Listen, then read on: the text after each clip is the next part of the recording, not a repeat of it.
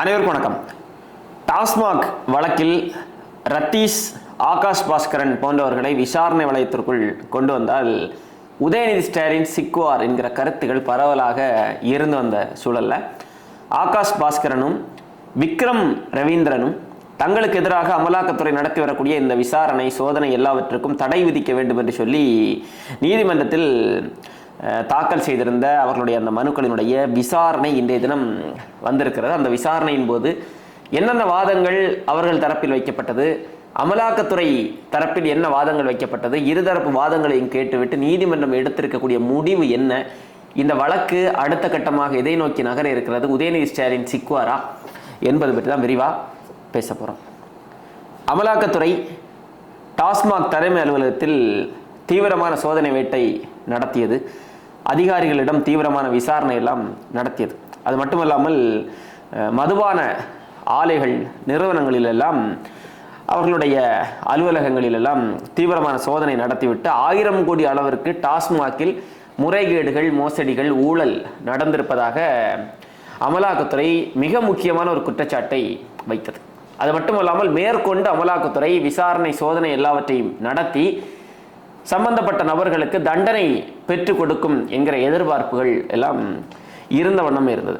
அப்படி இருக்கக்கூடிய சூழலில் அமலாக்கத்துறையினுடைய இந்த சோதனைக்கு தடை விதிக்க வேண்டும் என்று சொல்லி தமிழக அரசு நீதிமன்றத்தை நாடினார்கள். தற்போது அமலாக்கத்துறையினுடைய அந்த சோதனைக்கு இடைக்கால தடையும் நீதிமன்றத்தால் விதிக்கப்பட்டிருக்கிறது. அமலாக்கத்துறை அடுத்த பதில் மனு தாக்கல் செய்கிற வரைக்கும் அந்த இடைக்கால தடை இருக்கும். அதை தொடர்ந்து அந்த இடைக்கால தடை நீக்கப்படுமா இல்லையா என்பதை அது அடுத்தடுத்து இந்த வழக்கின் விசாரணை நீதிமன்றத்தில் வருகிற போது நீதிமன்றத்தினுடைய முடிவை பொறுத்து தான் நாம் சொல்ல முடியும். அப்படி இருக்கக்கூடிய சூழல்ல இன்னொரு புறம் ஆகாஷ் பாஸ்கரன், விக்ரம் ரவீந்திரன் இவர்கள் 2 பேருமே தொழிலதிபர்கள். ஆகாஷ் பாஸ்கரனை பொறுத்த வரைக்கும் தயாரிப்பாளர், திடீரென்று பிரபல தயாரிப்பாளராக மாறியவர், எல்லாவரையும் தாண்டி கருணாநிதி குடும்பத்தை சார்ந்தவர்.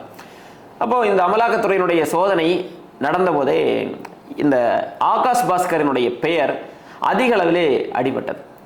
ஆகாஷ் பாஸ்கரனுக்கும் இந்த டாஸ்மாக் ஊழல் முறைகேடு அதற்கும் தொடர்பு இருப்பதாக செய்திகள் எல்லாம் வெளியானது, குற்றச்சாட்டுகள் எல்லாம் வைக்கப்பட்டது, பரவலாக விவாதங்கள் எல்லாம் நடத்தப்பட்டது, செய்திகள் எல்லாம் அதிக அளவிலே பரவியது. அப்படி இருக்கக்கூடிய சூழல்ல ஆகாஷ் பாஸ்கரனும் விக்ரம் ரவீந்திரனும் என்ன செய்கிறாங்க அப்படின்னா நீதிமன்றத்தில் மனு தாக்கல் செய்கிறார்கள். ஏங்க, நாங்கள் தயாரிப்பாளருங்க, ஆகாஷ் பாஸ்கரன் ஒரு தயாரிப்பாளர், ஆகாஷ் பாஸ்கரனுக்கும் டாஸ்மாக்குக்கும் என்னங்க தொடர்பு, எந்த விதமான தொடர்பும் ஆகாஷ் பாஸ்கரனுக்கு டாஸ்மாகில் இல்லாத சூழல்ல எதற்காக அமலாக்கத்துறை இந்த சோதனை நடத்த வேண்டும் என்று சொல்லி ஆகாஷ் பாஸ்கரன் தரப்பு ஒரு வாதத்தை முன்வைக்கிறார்கள். அதே போன்று விக்ரம் ரவீந்திரனுடைய வீடு, அலுவலகம் எல்லாம் ஏற்கனவே அமலாக்கத்துறையால் சீல் வைக்கப்பட்டது. அப்போ அந்த சீல் வைத்ததே சட்டவிரோதமானது, அந்த சீலை அகற்ற வேண்டும், மேற்கொண்டு சோதனை எதுவும் அமலாக்கத்துறையால் நடத்தப்படக்கூடாது என்று சொல்லி விக்ரம் ரவீந்திரன் தரப்பும் வாதத்தை வைக்கிறாங்க. அப்போ இவர்கள் இருவருடைய வாதங்களை கேட்டுவிட்டு மாண்புமிகு நீதியரசர்கள் என்ன கேட்குறாங்கன்னா அமலாக்கத்துறையிடம் கேட்கிறார்கள், ஆமாம் நீங்கள் எதுக்காக இந்த சோதனை நடத்துறீங்க, எதற்காக இப்படி சீல் வைக்கிறீங்க, அமலாக்கத்துறை சட்டத்திற்கு உட்பட்டு செயல்பட வேண்டும் என்கிறது கருத்தை நீதியரசர்கள் சொல்கிறாங்க. இப்போ அமலாக்கத்துறை பதிலுக்கு என்ன சொல்கிறாங்க அப்படின்னா, அவர்களுடைய இல்லங்களில் நாங்கள் சோதனை நடத்த சென்றோம், சோதனை நடத்த சென்றபோது அங்கே இல்லை, அவர்கள் வீட்டில் ஆள் இல்லாத காரணத்தால் நாங்கள் சீல் வச்சுட்டு வந்தோம் என்று சொன்னதும் நீதிமன்றம் என்ன சொல்கிறது அப்படின்னா, வீட்டில் ஆள் இல்லை அப்படின்னா காவல்துறையோடு சென்று நீங்கள் கதவை உடைத்து சென்று சோதனை நடத்தியிருக்கலாம், இப்படி சீல் வைக்கிறதெல்லாம் சரியா, என்ன காரணத்திற்காக இவர்கள் இருவரையும் நீங்கள் சோதனை வளையத்திற்குள் கொண்டு வந்தீர்கள், எதற்காக இவர்களை விசாரணை வளையத்திற்குள் இந்த வழக்கில் கொண்டு வந்தீர்கள் என்பது குறித்து நீங்கள் பதில் தாக்கல் செய்ய வேண்டும், உங்களுடைய பதில் மனுவை தாக்கல் செய்ய வேண்டும் என்று சொல்லி நீதிமன்றம் அமலாக்கத்துறைக்கு ஒரு உத்தரவை பிறப்பித்திருக்கிறது. இந்த உத்தரவு அமலாக்கத்துறைக்கு எதிரான உத்தரவா, ஆகாஷ் பாஸ்கரனுக்கும் விக்ரம் ரவீந்திரனுக்கும் ஆதரவான சாதகமான உத்தரவா என்று கேட்டால் அப்படி அதை நாம் பார்க்க முடியாது. காரணம் என்னவென்றால், அமலாக்கத்துறை ஆகாஷ் பாஸ்கரனுடைய இல்லத்திலும் விக்ரம் ரவீந்திரனுடைய இல்லத்திலும் என்ன காரணத்திற்காக சோதனைகளை நடத்தினார்கள், அவர்களிடம் என்னென்ன ஆதாரங்கள் இவர்கள் சார்ந்து இருக்கிறது, டாஸ்மாக் முறைகேடுகளுக்கும் இவர்கள் இருவருக்கும் ஏதாவது தொடர்புகள் இருக்கிறதா என்பது குறித்து அதிகாரப்பூர்வமான எந்த தகவல்களும் இதுவரை அமலாக்கத்துறையால் வெளியிடப்பட்டதாக தெரியல. அப்ப அமலாக்கத்துறைக்கு இது ஒரு நல்ல வாய்ப்பு. அமலாக்கத்துறை சோதனை நடத்தி விட்டார்கள், குற்றச்சாட்டை வைக்கிறார்கள் இவர்கள் மீது. அப்ப எந்த அடிப்படையில் நாங்கள் சோதனை நடத்தினோம் என்பதை அமலாக்கத்துறை தெரிவிப்பதற்கு மிக அழகான ஒரு வாய்ப்பு அமலாக்கத்துறைக்கு கிடைத்திருக்கிறது. அமலாக்கத்துறையை பொறுத்த வரைக்கும் சும்மா ஆதாரமே இல்லாமல், எந்த விதமான ஒரு சின்ன ஆதாரம் கூட இல்லாமல் அமலாக்கத்துறை இப்படி ஒரு சோதனையை நடத்துமா என்பது ஒரு விவாத பொருள் தான். அது விவாதத்திற்கு உட்பட்ட ஒரு பொருள் தான். ஆனாலும் சின்ன ஒரு ஆதாரம் கூட இல்லாமல் அமலாக்கத்துறையால் இதை செய்ய முடியுமா என்கிற ஒரு கேள்வியும் இருக்கிறது. அந்த கேள்விக்கான பதில் எப்போது கிடைக்கும் என்றால், அமலாக்கத்துறை நீதிமன்றத்தில் தங்கள் தரப்பு வாதங்களை எடுத்து வைக்கிற போது, பதில் மனு தாக்கல் செய்கிற போது தான் தெரியும் உண்மையிலேயே டாஸ்மாக் ஊழலுக்கும் இந்த விக்ரம் ரவீந்திரனுக்கும் ஆகாஷ் பாஸ்கரனுக்கும் என்ன தொடர்பு இருக்கிறது என்பது பற்றி. அதற்கு நாம் பொறுத்திருந்தான் பார்க்க வேண்டும். அதே நேரத்தில் இன்னும் சில கேள்விகள் நமக்கு எழுது. ஆகாஷ் பாஸ்கரன், விக்ரம் ரவீந்திரன் 2 பேரும் வந்துட்டாங்க. இவர்கள் அமலாக்கத்துறையினுடைய விசாரணை வளையத்திற்குள் இதுவரைக்கும் வரல. வளையத்திற்குள் வரலன்னா அமலாக்கத்துறை சம்மன் அனுப்பியும் இவர்கள் விசாரணைக்கு ஆஜராகவில்லை. ஆஜராகாமலே இருந்துவிட்டு, தலைமறைவாக இருந்துவிட்டு நீதிமன்றத்தில் இவர்கள் மனு தாக்கல் செய்கிறார்கள் என்பதுதான் அமலாக்கத்துறையினுடைய குற்றச்சாட்டாக இருக்கிறது. இப்போ நீதிமன்றத்தில் மனு தாக்கல் செய்து விட்டார்கள் அவர்கள். ஆனால் இன்னொரு கேரக்டர் இருக்கு, ரத்தீஷ். இந்த ரத்தீஷ் தான் இந்த வழக்கில் ரொம்ப முக்கியமான ஒரு கேரக்டராக பார்க்கப்படக்கூடிய ஒரு நபர். ஏனென்றால் விசாகனோடு ரத்தீஷ் உரையாடிய அவருடைய வாட்ஸ்அப் உரையாடல்கள் எல்லாம் வெளியானதாக எல்லாம் செய்திகள் வந்தது. குறிப்பாக இந்த டாஸ்மாக் டெண்டர் சார்ந்து, இன்னும் டாஸ்மாக் சார்ந்து பல்வேறு செய்திகளை விசாகன் ரத்தீஷோடு பகிர்ந்து கொண்டார். ரத்தீஷனுடைய உத்தரவுக்கு ஏற்ப விசாகன் செயல்பட்டார் என்கிற குற்றச்சாட்டுகள் எல்லாம் இருக்கிறது. அப்போ அதெல்லாம் உண்மையா இல்லையா என்கிற கேள்விகள் இன்னமும் கேள்வியாகவே இருந்த வண்ணம் தான் இருக்கிறது. அப்படி இருக்கக்கூடிய சூழல்ல ரத்தீஷ் எந்த மனு தாக்கலும் செய்ததாக தெரியல. ரத்தீஷ் இந்தியாவிலும் இல்லை என்கிற தகவல்கள் வருகிறது. ஏற்கனவே அமலாக்கத்துறை சோதனை நடத்த வருகிறது என்கிற செய்தி அறிந்ததுமே ரத்தீஷ் வெளிநாட்டிற்கு தப்பி சென்று விட்டார் என்கிற தகவல்களும் இருக்கிறது. ஆனால் ரத்தீஷ் உண்மையிலேயே எங்கே இருக்கிறார் என்பது தெரியல. அப்ப ரத்தீஷ் ஏன் தலைமறைவாக வேண்டும்? அப்படியே தலைமறைவாக இருந்தாலும் ஆகாஷ் பாஸ்கரனும் விக்ரம் ரவீந்திரனும் நீதிமன்றத்தில் மனு தாக்கல் செய்கிறார்கள். ரத்தீஷ் ஏன் அப்படி ஒரு மனு தாக்கல் செய்யலை என்கிற கேள்வி எழுகிறது.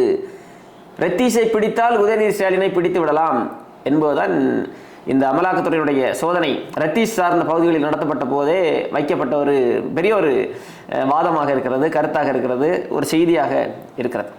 அப்போ ரத்தீஷுக்கும் உதயநிதி ஸ்டாலினுக்கும் நெருங்கிய ஒரு தொடர்பு இருக்கிறது. அப்போ ரத்தீஷ் வந்தால் உதயநிதி ஸ்டாலின் சிக்குவார் என்கிற எதிர்பார்ப்பு இருக்கக்கூடிய நேரத்தில் ரத்தீஷ் நீதிமன்றத்தை நாடாமல் இருப்பது மிகப்பெரிய கேள்வியாக இருக்கிறது. ஆகாஷ் பாஸ்கரன் நாடி இருக்கிறார், ரத்தீஷ் நாடவில்லை. அப்போ அதில் இருக்கக்கூடிய காரணம் என்ன என்பதும் ஒரு கேள்வியாகத்தான் இருக்கிறது. அப்போ இப்படிப்பட்ட கேள்விகள் எல்லாம் இருந்த நேரத்தில் தான் தமிழ்நாட்டின் முதலமைச்சர் மதிப்பிற்குரிய ஐயா ஸ்டாலின் அவர்கள் டெல்லி சென்றார், மோடியை சந்திக்க சென்றார். நிதி ஆயோக் கூட்டத்தில் கலந்து கொண்டு தமிழ்நாட்டின் உரிமைகளை மீட்டெடுப்பதற்காகத்தான் நான் டெல்லி சென்றேன் என்று சொல்லி என்னதான் ஐயா ஸ்டாலின் அவர்களும் திமுகவை சார்ந்தவர்களும் முட்டு கொடுத்தாலும் இதுவரை எந்த கூட்டத்திலும் கலந்து கொள்ளாத ஐயா ஸ்டாலின் அவர்கள் அமலாக்கத்துறையினுடைய சோதனை நடந்து கொண்டிருக்கக்கூடிய இந்த நேரத்தில், அதிலும் அமலாக்கத்துறை உதயநிதி ஸ்டாலினை நேரடியாக குறிவைக்க போகிறது என்கிற செய்திகள் வெளியாகி கொண்டிருக்கக்கூடிய இந்த நேரத்தில் டெல்லிக்கு சென்று மோடியை நேரடியாக ஐயா ஸ்டாலின் அவர்கள் சந்தித்தது தன்னுடைய மகனை பாதுகாப்பதற்காகத்தான் என்கிற குற்றச்சாட்டுகளும் விமர்சனங்களும் வைக்கப்பட்டே இருந்தது. அப்போ இந்த செய்திகள், இந்த சம்பவங்கள் எல்லாவற்றையும் பார்க்கிறப்போ உண்மையிலே அமலாக்கத்துறை ஒரு நேர்மையான, எந்த விதமான ஒரு சார்பு நிலைப்பாடும் இல்லாத ஒரு தனித்துவமான ஒரு அமைப்பாக இருந்ததென்றால் இந்த டாஸ்மாக் வழக்கை மிகச்சரியாக துணிச்சலோடு அவர்கள் நடத்த வேண்டும். அமலாக்கத்துறை மீது 2 விமர்சனங்கள் இருக்கிறது. ஒன்று, பாஜகவினுடைய வேலையாட்களாக இருக்கிறார்கள் இவர்கள். பாஜக யாரையெல்லாம் அரசியல் ரீதியாக பழிவாங்க வேண்டும் என்று நினைக்கிறதோ அவர்களையெல்லாம் அமலாக்கத்துறை மூலமாக ஏவி பழிவாங்குகிறது பாஜக என்கிற ஒரு குற்றச்சாட்டும் பாஜக மீதும் அமலாக்கத்துறை மீதும் இருக்கிறது.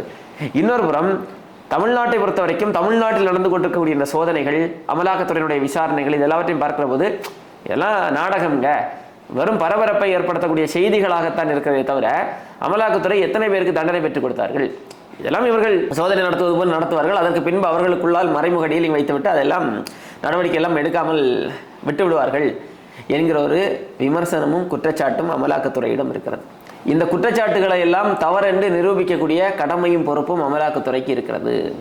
எப்படி டாஸ்மாக் நிறுவனத்தின் மீது அமலாக்கத்துறை வைக்கக்கூடிய குற்றச்சாட்டை அதை தவறு என்று சொல்லி நிரூபிக்க வேண்டிய கடமையும் பொறுப்பும் தமிழக அரசுக்கு இருக்கிறதோ, அதே போன்று அமலாக்கத்துறை ஒரு அரசியல் நாடகம் ஆடுவதற்காகத்தான் இதை செய்கிறார்கள் என்கிற அவர்கள் மீது இருக்கக்கூடிய அந்த குற்றச்சாட்டையும் அவர்கள் மறுத்து அவர்களை நிரூபிக்க வேண்டிய கட்டாயம் அமலாக்கத்துறைக்கும் இருக்கிறது. இந்த டாஸ்மாக் வழக்கில் இன்னும் ரொம்ப முக்கியமாக நம்ம கவனிக்க வேண்டிய செய்தி என்னன்னா, இது குறித்து பெரிதாக திமுகவை சார்ந்தவர்கள் எதிர்வினை எதுவும் ஆற்றவில்லை. இந்த அமலாக்கத்துறையினுடைய இந்த டாஸ்மாக் தலைமை அலுவலகத்தில் நடத்தப்பட்ட சோதனை குறித்து நீதிமன்றத்தில் வழக்கு தொடர்ந்தார்கள், அது வேறு. ஆனால் இதை ஒரு அரசியலாக்கி இதை ஒரு பெரிய ஒரு விவாத பொருளாக, பேசு பொருளாக, செய்தியாக மாற்ற வேண்டும் என்று சொல்லி திமுக விரும்பலை.